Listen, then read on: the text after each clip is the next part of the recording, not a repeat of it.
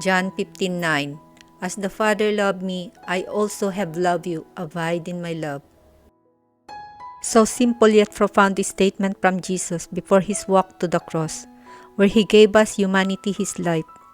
The plainness of his word only serves to deepen its absolute importance.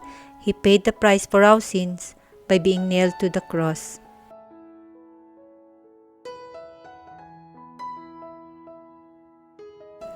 The love of our Lord Jesus Christ to us is not that normal, ordinary love of a human soul.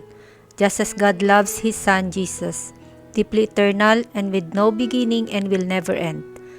Jesus loves us immeasurably, limitless, boundless, and constantly clear.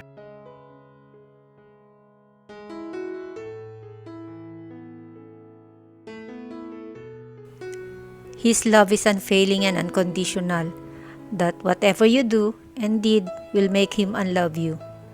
His love will never change even if you commit sin yesterday, today, and tomorrow.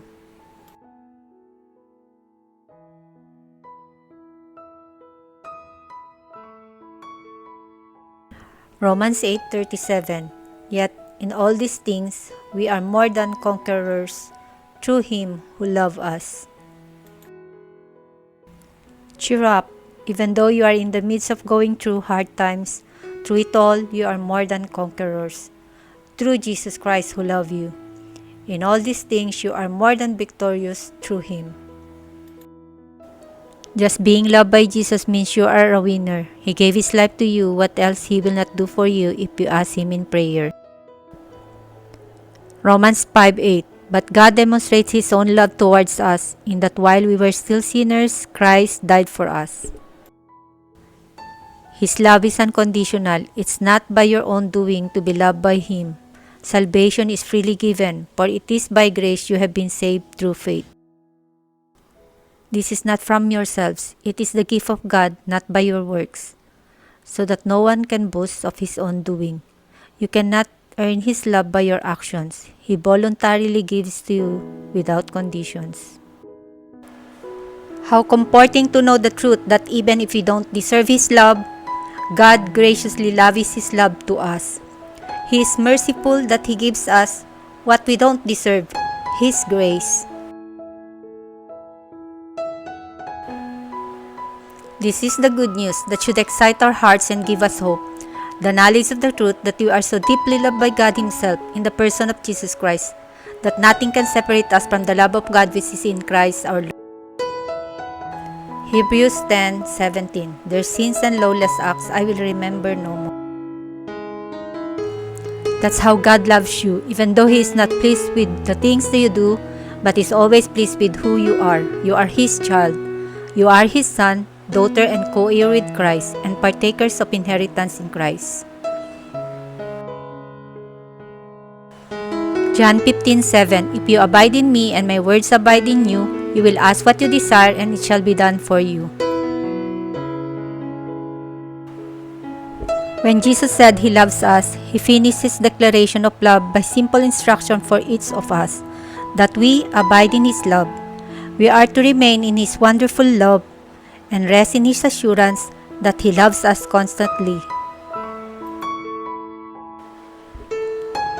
We are to let the deep love of Christ penetrate in our being and soak in His presence, and experience the amazing relationship He wants from us, because He knows that's the only way to live a victorious life.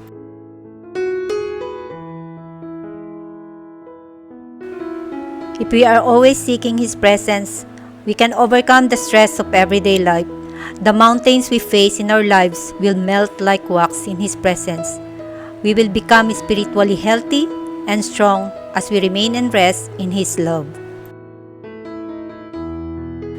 When we abide in Jesus Christ our Lord, we will have His divine health, His abundant life, and His unmerited favor. We will reign victorious in every area of our lives. On all the blessings you needed for everyday life will flow through Him. If you want to transform your life, listen to His word. As the Father has loved me, so I have also loved you. Abide in my love. Heed in His simple instruction to hold to His love, to remain in His love, and to stick in His love. As believers who are all saved by His grace through faith in Him, would follow His simple command to abide in my love, we will enjoy all the benefits of His promises.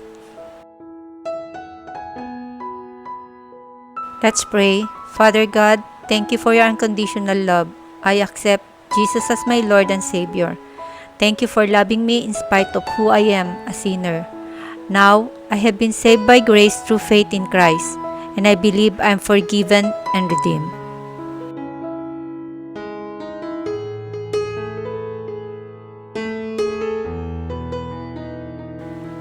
Help me to continuously abide in your love and live with the strong assurance that you will forever love me no matter what I do. Help me seek your presence every day, that all the mountains of stress, sickness, problems, worries will melt like wax. Thank you, Lord Jesus, for loving me, and everything I needed you have provided in the cross.